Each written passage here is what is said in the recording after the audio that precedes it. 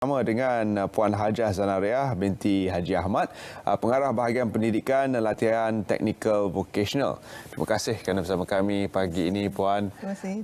Dan sekolah pun sudah bermula semula. Ya. Melihat kepada sesi yang baru ini, ada yang baru masuk ke darjah yang seterusnya.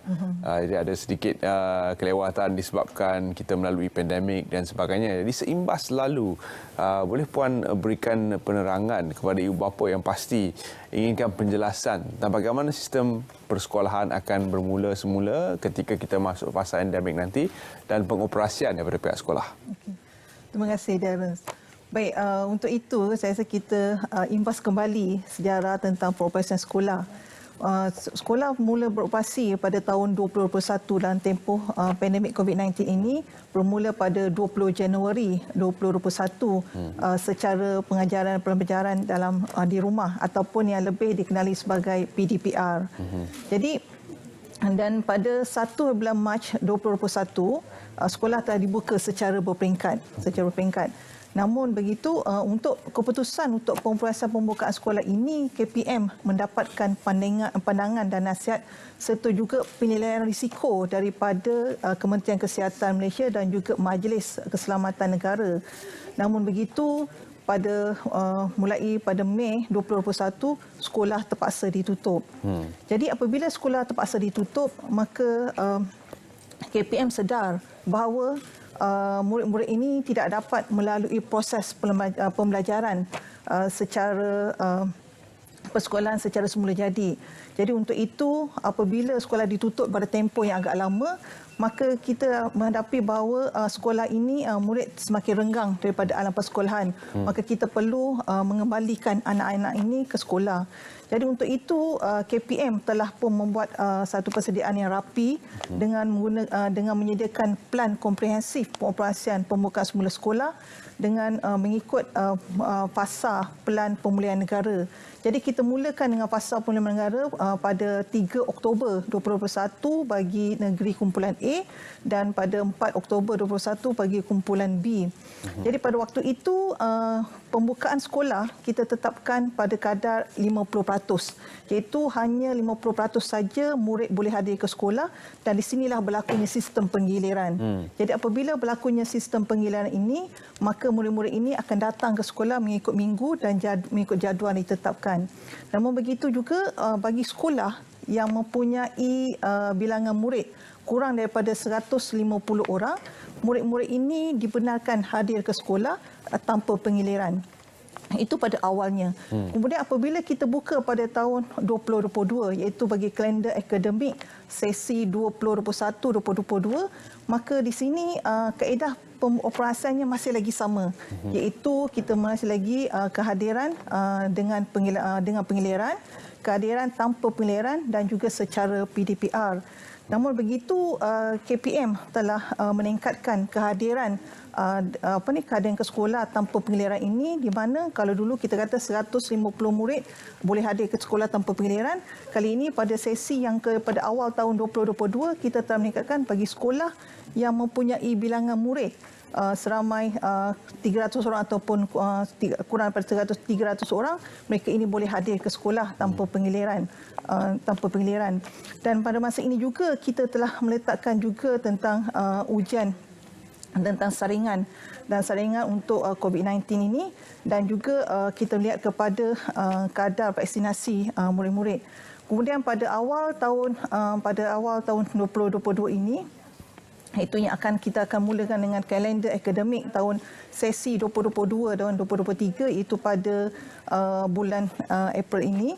Kita akan menekapkan daripada, kalau tadi kita kata yang kehadiran sekolah tanpa penggiliran 150 orang murid, kemudian 300 orang murid. Kemudian untuk yang sesi yang akan datang ini, iaitu bagi sekolah yang mempunyai bilangan murid 600 orang, maksudnya kalau kurang daripada 600 orang, mereka boleh hadir ke sekolah tanpa penggiliran. Sebab kerana KPM berhasrat untuk membawa keseluruhan murid ini tetapi secara berperingkat. Namun begitu, kita juga akan melihat kepada pelaksanaan program imunisasi COVID-19 kebangsaan bagi remaja dan juga program imunisasi COVID-19 kebangsaan bagi kanak-kanak.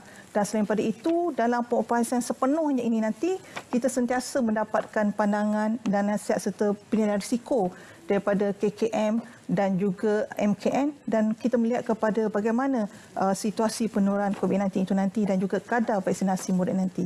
Ya, daripada penerangan awal ni kita dapat lihat bahawa sistem persekolahan di dalam negara kita bukanlah suatu yang sekata, di mana kita dapat lihat semua sekolah di bandar ataupun semua sekolah dalam satu lokasi yang tertentu sahaja. Kita ada contoh sekolah-sekolah seperti di Pulau Perhentian di mana sekolah menengahnya berada di Tanah Besar. Dan murid terpaksa duduk dalam asrama penuh untuk 2 minggu. Jadi ada pelbagai jenis sekolah dan juga taburan murid yang berbeza serta lokasi sekolah dan cara bagaimana murid ini sampai ke sekolah itu juga perlu diambil kira. Kita cuba bincangkan satu persatu, bermula dengan murid-murid untuk sekolah rendah, di mana mereka adalah dalam kategori paling sukar dikawal sebenarnya. Kerana tenaga mereka itu terlalu tinggi, suka dibendung kadang-kadang. Bagaimana sebenarnya pengoperasian sistem sekolah dalam jumlah yang besar, mengambil kira murid-murid sekolah rendah dan bagaimana untuk memastikan mereka faham tentang kita sudah masuk fasa endemik. Tapi masih ada langkah-langkah yang perlu kita patuhi. Okey. Baik, untuk sekolah rendah, seperti saya nyatakan tadi, bagi sekolah rendah yang mempunyai bilangan murid lebih daripada 600 orang, maka murid-murid yang dibenarkan hadir ke sekolah tanpa penggiliran adalah murid berkeperluan khas daripada Sekolah Kebangsaan Pendidikan Khas SKPK, program pendidikan khas integrasi PPKI, prasekolah tahun 1, tahun 2, tahun 6 serta murid di bawah program rancangan makanan tambahan yang hadir bersemuka secara tanpa penggiliran. Manakala murid tahun 3, tahun 4 dan tahun mereka ini akan hadir secara bergilir. Dan semua ketetapan ini juga terpakai kepada murid di sekolah swasta dan juga sekolah eksperitoriat yang antarabangsa yang setara dengan sekolah KPM. Manakala bagi sekolah rendah yang mempunyai kehadiran mempunyai bilangan murid kurang daripada 600 orang, maka semua murid sekolah harian dan juga sekolah rendah ini, mereka ini akan hadir tanpa penggiliran seperti yang saya nyatakan tadi. Jadi untuk itu kita akan melihat kepada pemohon dan juga sekolah swasta, sekiranya mereka mempunyai bilangan murid lebih daripada 600 orang, sebenarnya mereka ini boleh memohon kepada KPM lah untuk bagaimana untuk boleh hadir secara tanpa penggiliran dengan kebenaran daripada KPM. Baik. Khususnya untuk sekolah menengah, mungkin kumpulan ini lebih mudah untuk dikawal. Ya. Apakah peraturan-peraturan yang berbeza sedikit daripada sekolah rendah? Okey. Untuk yang sekolah menengah ini, pada ketika ini semua murid sekolah menengah mereka akan mengikuti pembelajaran secara PDPR mulai 21 bulan Mac, mulai hari ini selama 2 minggu. Ini adalah kerana seperti kita sedia maklum, murid-murid sedang menduduki sijil pelajaran Malaysia daripada 2 Mac hinggalah kepada 29 Mac. Jadi untuk memastikan murid-murid ini menduduki peperiksaan dengan selesa, dengan lancar, maka kita benarkan untuk murid-murid selain pada tingkatan 5 ini untuk masih lagi melaksanakan secara PDPR. Dan untuk murid yang akan tanpa penggiliran ini nanti pula, apabila mereka ini akan hadir secara bersemuka mulai pada 4 April 2022. Jadi murid-murid yang akan hadir dalam secara bersemuka dia adalah murid-murid yang melibatkan Sekolah Menengah Pendidikan Khas, Sekolah Menengah Khas Vocational, PPKI, kelas peralihan, tingkatan 1, tingkatan 2, tingkatan 3, 4, 5 dan 6, pra-universiti, International Baccalaureate Diploma Program dan juga peperiksaan antarabangsa yang setara dengannya. Jadi ketetapan ini juga semuanya terpakailah kepada murid-murid sekolah swasta juga. Ya. Jadi seterusnya mungkin kita perlu tambah sedikit tentang program imunisasi yang disebutkan tadi untuk remaja. Sejauh mana setakat ini program ini telah berlangsung dan adakah kita semakin hampir kepada 100%? Okey, terima kasih. Okey, sebenarnya KPM sangat menyambut baik cadangan daripada pelaksanaan programisasi kepada kanak-kanak ini. Jadi untuk itu KPM memang sentiasa bekerjasama dengan KKM dan juga pasukan imunisasi ini, yang mana kita telah memastikan tentang program imunisasi COVID kebangsaan remaja untuk mereka mendapatkan vaksin ini. Setakat ini bagi remaja ini kita telah mencapai lebih kurang dalam 96%, manakala untuk kanak-kanak daripada program program imunisasi COVID-19 bagi kanak-kanak kita telah mencapai sebanyak 36%.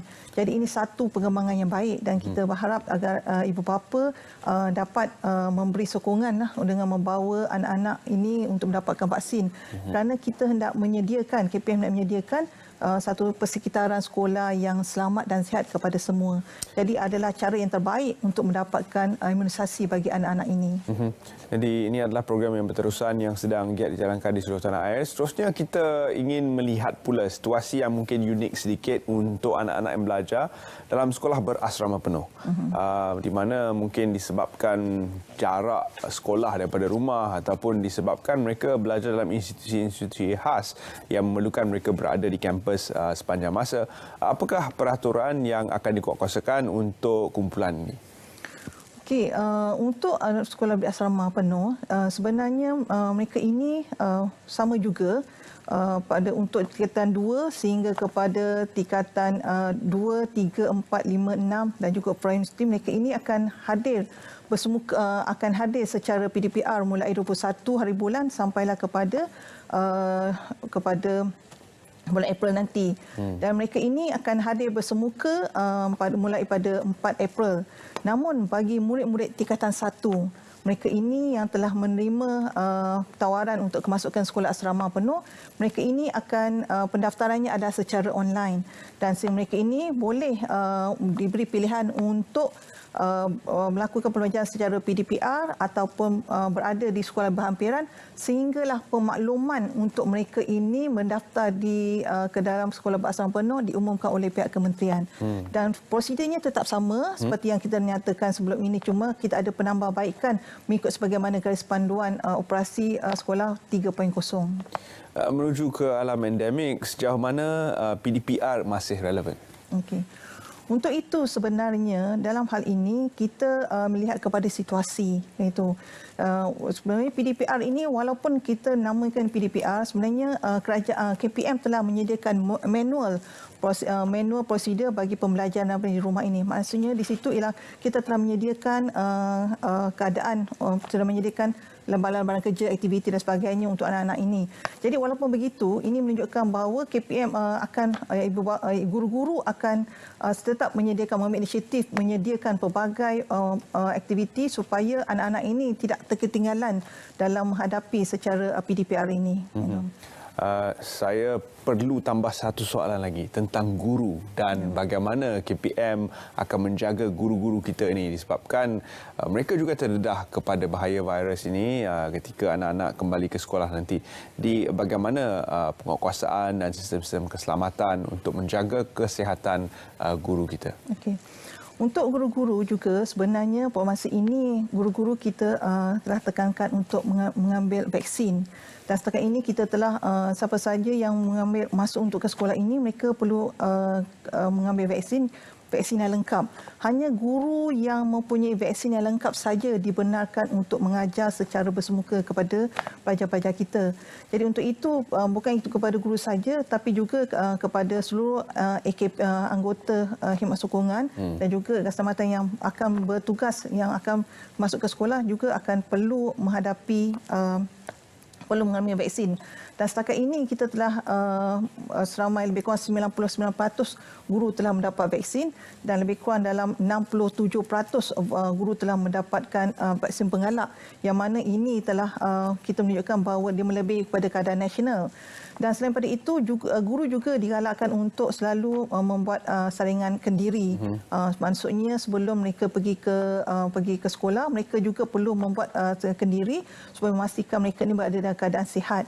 Maksudnya kalau mereka bergejala ataupun tidak sihat, mereka boleh melakukan secara dengan PDPR, yang mana statusnya itu perlu kita lihat kepada status dalam MySejahtera. Baik. Ya. Terima kasih Puan Hajazana kerana sudi bersama kami dalam Saat Pagi Malaysia, dan kita nantikan perkembangan terkini ke masa untuk program-program yang akan dilaksanakan bergerak ke hadapan menuju kepada fasa endemik. Terima kasih sekali lagi kita ucapkan.